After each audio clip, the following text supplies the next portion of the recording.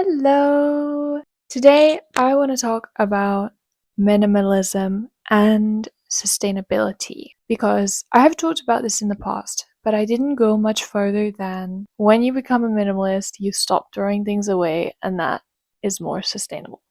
But today I want to talk more about how minimalism can actually have an impact on a global scale.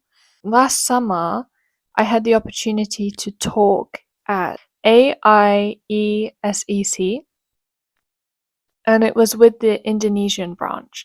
And it's basically a non-profit organization which is trying to accomplish the Sustainable Development Goals. And they asked me to speak about Sustainable Development Goal number 12, which is about ethical consumption. And it was really interesting because I hadn't thought about using SDGs on an individual level. I really thought that these goals were something that were like very far out of my reach and not something that an individual could even think about accomplishing. I thought that they were more designed for like big corporations, companies, organizations, maybe even governments. And so it was really interesting that they wanted me to talk about this on an individual level. And when I was reading more about the Sustainable Development Goal, my eye got caught on just something in an Instagram story. If I'm remembering right, I think it was Unjaded Jade's Instagram story. She's one of the upperclassmen at my university. And she was talking about inner development goals and how she wanted to read more about it or something like this. And I thought this was very interesting. I was like, what could this be? I've never heard of this before. So I have come to the conclusion that there are 3 levels that minimalism comes into play when it comes to sustainability. So the first one is minimalism, the act of decluttering, of getting rid of things.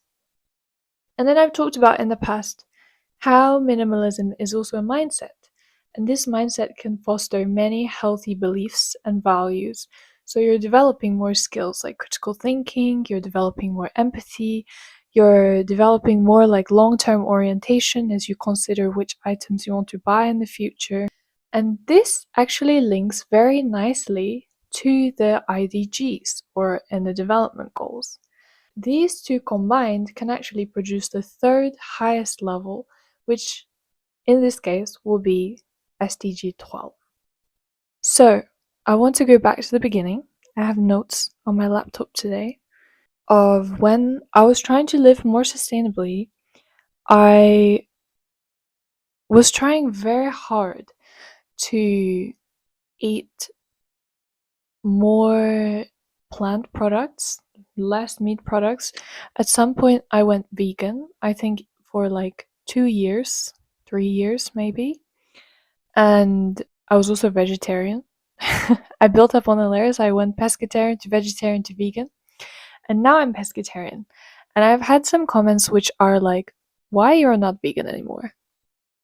And I understand that there's kind of like a little bit of a judgmental undertone, because why would you go back to eating something which you so strongly denied in the past? I also did some low waste at some point, so I was so into like zero waste lifestyle. I remember watching Heal Your Living. She also did zero waste or low waste. And I thought that this was really cool, and this was something I wanted to do when I was older and I had more autonomy to like decide what things I want to buy, etc. But over time, this took a lot of energy. It took a lot of time, it took energy, it took up money, and obviously it is not me who is paying for everything. It was my parents, because I was still only 13 or so at the time. So I felt a bit guilty that I was imposing all of this on them. And it was starting to take a toll on me because I knew that there is only so much that you can do as one individual to be more sustainable. However, I have realized that actually minimalism can accomplish all of these things, or more of these things, with much less effort and it's a lot less overwhelming. And this is where the inner development goals come in. Now I'm going to explain them because I also have not heard of them until recently. But it's basically a framework that is used to accomplish the Sustainable Development Goals. And it began because a group of people realized that the reason why I'm going to stop saying that. The reason why SDGs are not being fulfilled is not because of a lack of technology, it's because of people's mindsets. And in order to adjust these mindsets, they decided to build the IDGs. So the framework comes in 5 rows or 5 categories, with them being, thinking, relating, collaborating, and acting. And these 5 together, in an individual, when they are developed, it will provide a skill set that allows them to accomplish the SDGs. But I also think that this is related to everything. Like, I think having the skill set built by the IDGs will help you accomplish anything that you believe to be meaningful. Sustainability is just one of those things. So for me, with minimalism, it really changed everything because it meant that I stopped buying so many more things. I started to think more carefully about what kind of things I want to have in my life, what kind of place do I want to come home to, and what sort of things do I use often, what sort of hobbies do I have, what sort of things do I like to do. You have to question all of these things when you're deciding what you want to throw away and what you want to keep. And so you become much more self-aware, which already comes under number 1, being, for the IDGs. And this critical thinking about consumption and values links again directly to number 2 of the cognitive skills. And then, as mentioned by the minimalists in their book, Love People Use Things, you are much better at focusing on people rather than on your possessions, because you're spending more time on the things that matter to you, which usually are your friends, your family, your loved ones, and so on. And all of these things combined will allow you to act better in the future. So you are more likely to develop the skills that you always wanted to have time to develop, or with your hobbies, and you're able to explore more different things. And this aligns with action, which is enabling change on the IDGs. Now, all of these things together will add up to a very robust skill set, which will help you accomplish the SDG 12, which is responsible consumption and production. While this is on a global scale and feels a little bit out of your reach, if enough people are able to use minimalism in the way that I'm describing it, then that can allow for whole systems to change over time. And I think that a lot of very, how should I call them? A lot of very intentional people are already doing this, but they just don't use the label minimalism. People tend to rebrand things and they use different words, etc., etc. We have been using minimalism for centuries.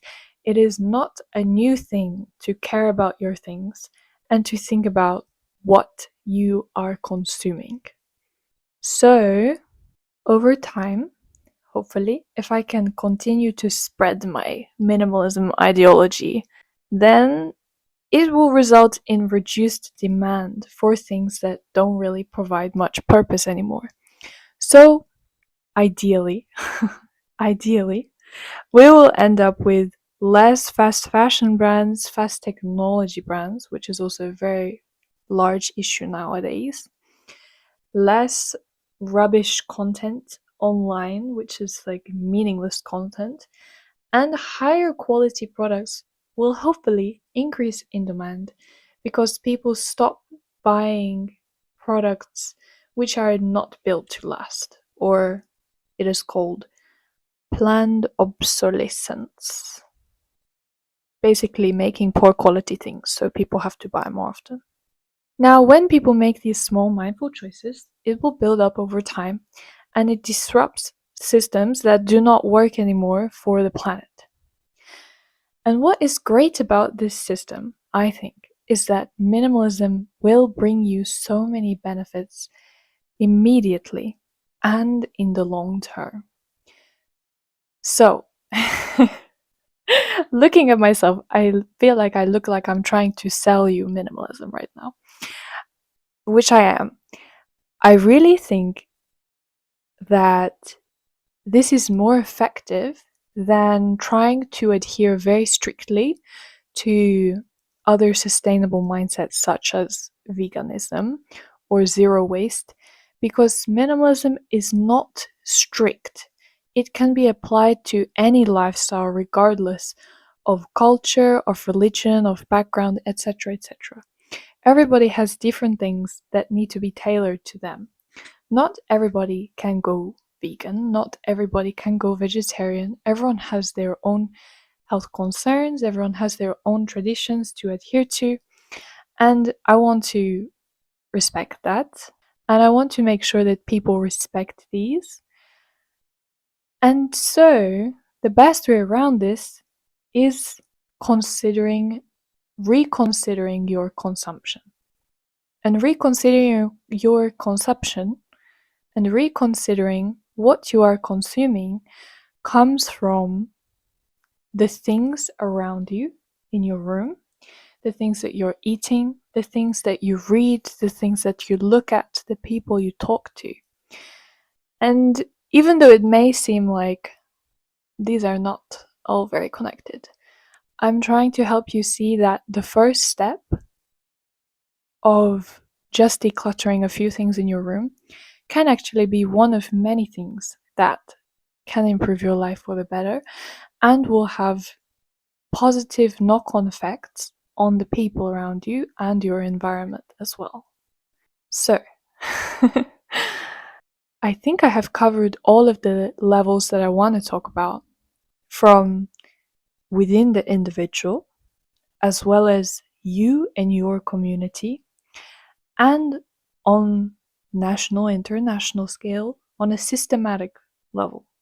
No, I always get confused which way it is. Systematic or systemic? On a higher level than this.